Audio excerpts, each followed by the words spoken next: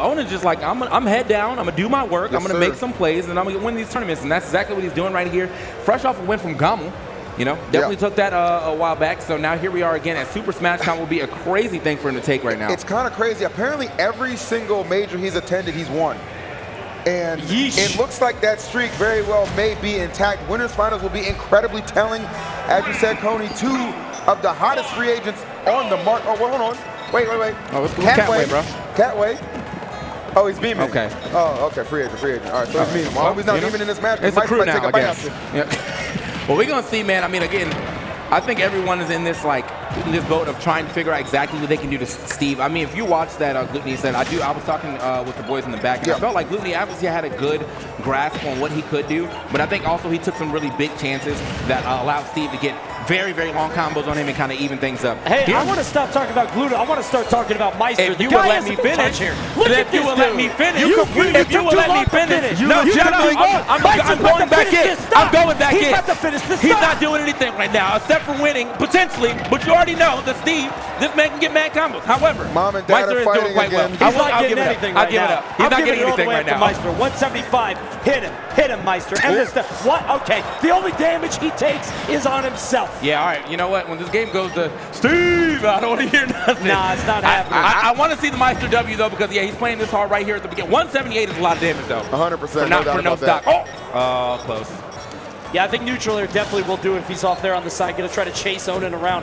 Onin's got a lot of tricks, man, but Maister's shielding at the perfect times. Not getting caught up with those jabs. Man. And the turtle takes stock one. That back air is going to be really important in this matchup, too, especially with dealing with those blocks as well. So really good execution already from Maister just out the gate. Only 30% taken, really setting the tone early. This is one thing for Onin, though. I've seen a couple of times he's definitely had to play from behind. And a lot of the times, guys, it does result in him actually getting the W. Oh, good answer right there. I think it's kind of honestly, game could potentially. What would you say, Tony? All that work he was doing. Huh? Maybe we do ban Steve, actually. Wait a minute, I'm convinced. Get rid of this dude. All that work Maister had to do. All right, man. Ban Steve, please, being the Twitter of Onin. I mean, he's telling you to do it. He's making it happen. I mean, this is a guy who has a mission. If he was going to try to get a character ban, he is definitely the guy to do it. Facts. Winning multiple tournaments in a row. Making crazy comebacks as well. And I think, at the beginning of this, it did look like Game & Watch might have been the answer. There's a lot of good tools that Game & Watch has against Steve's kid. However, you are very light. You are still very light. And Steve has a lot of kill power now that Bro, you did not just yoke him up and break his spine like that. Yeah, he just wall splatted him on that one. Just kind of chopped his nose off. And that's going to be the second stock just gone in a flash. It's crazy, man. You can get a lead and you can't maintain it. Maister now has to remember that he can't just charge for free in situations like that. Right. Because, I mean, that's one of the things that Steve will always have on deck is that back throw into the block. If you don't tech it, you might die. If you do tech it, you're still going to die because they have smash. So, GG's. 132 now on Onin, but, I mean, the way that Maister's approaching this, he's got to land this back air. Maybe something off stage, goes for the bomb, going to hit the mine cart. I do like the awareness from Maister. He's obviously aware of what Game & Watch has in the toolkit to combat some of Onin's approaches with Steve, but man, it's just not really amounting to anything right now. Very fragile at 98%. We saw him die like 97 earlier, and it's going to be the same thing there, just taking a swing. Well, Tony. Going through game one. Well. I think we need to make Game & Watch a little bit heavier, bro. We got to make him a little bit heavier. This guy's got some patch ideas right now. Yeah, maybe that needs to go. Those patches ain't coming, man. Sakurai's on sabbatical. Watch this. Here we go. Got the charge, and then Sakurai on sabbatical. Lazy ass. Come on. Maybe he needs to work a little bit harder. 82.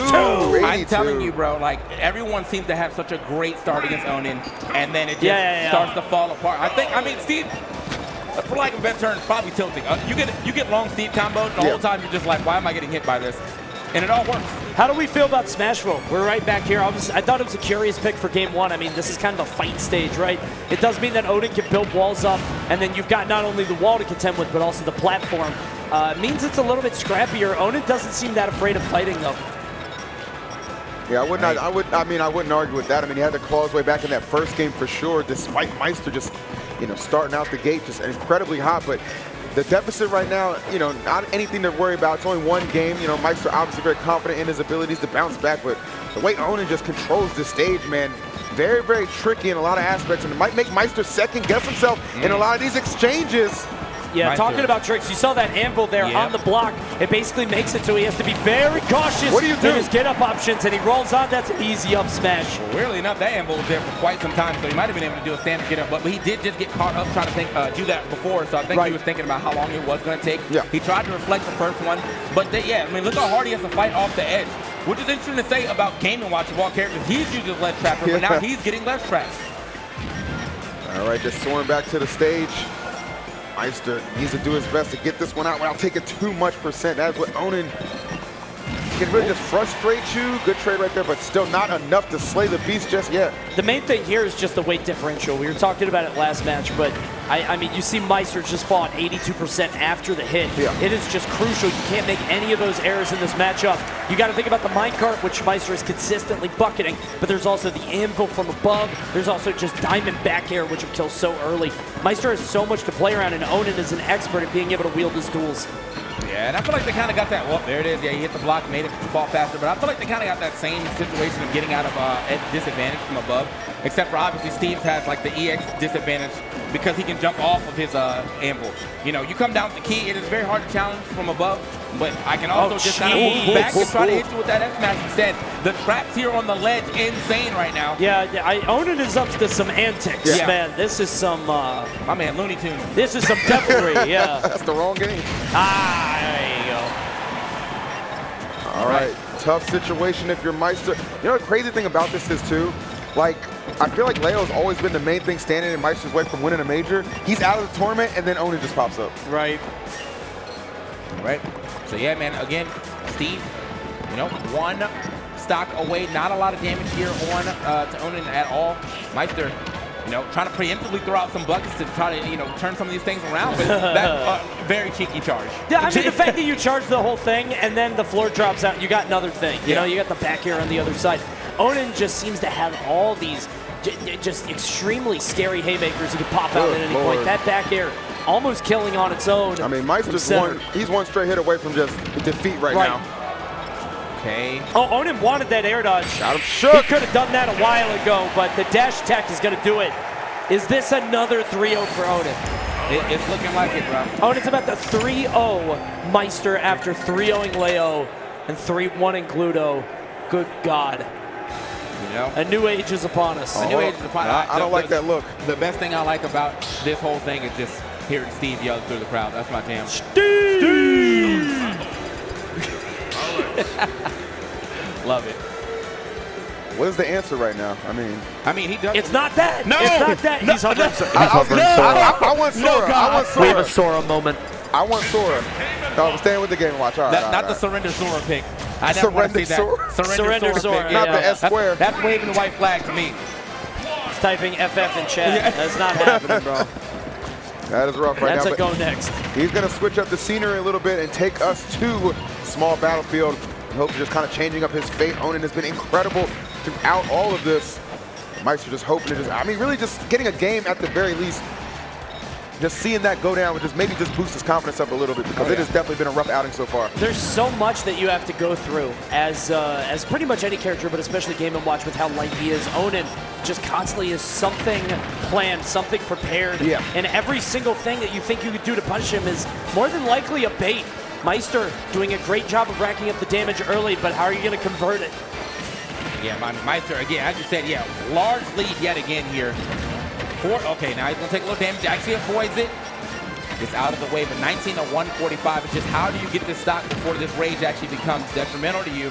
If you are playing against Steve, and if he ends up getting that diamond, it could... Okay, still got the stock. All right, get that rage out of there. Down air does do the trick. Gotta feel good for Maister, getting a pretty solid lead right now. Oh my goodness, even a gold forward smash there, 83. That's at a considerable distance. And there's the anvil, even more damage. And already got him at 100% into those triple digits. Able to close this gap relatively soon. It's deja vu from the first game, man. Had a huge lead and felt like Onin just brought it back immediately. Maister's holding on a little bit longer. Wondering how much of that is the stage, though. Maister not too stubborn, wants to switch it up. Wow. It's clapped by that diamond sword. Center of the stage as well, And just like that, we're on even footing, and here we go, the combo strings of Steve. Gotta avoid those, those upward attacks at the beginning of these stocks for Steve, man. They've been leading into a lot now. Okay. Oh yeah. yeah, he's done. Oh, He's done. Oh He's my done. God, bro! He's done. Trap game immaculate. I was for sure he was going to be able to get past that and Right. going all the way in, but no, the block. You know, obviously Onin must have known because he didn't try to do anything after that. He's like, you're gone. Onin absolutely knew. Oh, I yeah. think Maister thought he could kind of squeeze up through there, turn into a liquid form or something. Nah, bro, you ain't no snake. Nah, no way to make that. Well, that's a GG's right there for sure. Not a lot of characters would have been able to get through that in the first place too, but yeah, Game & Watch, even with him like managing to break the block in time, the air dodge was not high up enough for him to grab that ledge, so. But stuff like that really puts these players on notice, man. There's so many things that Steve can do, so many tricks, including that one, his final greatest trick. Onin secures a spot in Grand Finals with a back throw on Maister. Now he awaits his final opponent. This kid from Michigan, literally just slapping up the best from NA, from Mexico, from Europe. I mean, what do you do against this guy, man? Yeah, that's crazy. We're never going to hear the end of it from the Midwest now, though. They finally got something. I'll give him that. Never going to hear the end of it. Like, good stuff, though. I mean, I got to give it up to him. Man is slapping. Yeah, he's killing it out here. And the thing is, again, we've talked a lot about how players have had to learn how to fight Steve. Steve presents a new and sometimes daunting, sometimes insurmountable challenge for them in how to beat these characters. And we have a lot of Steves that we see, right? I mean, you've got Jake, you've got D-Dog, you've got so many different Steves that are doing it at the top level, Yanni as well.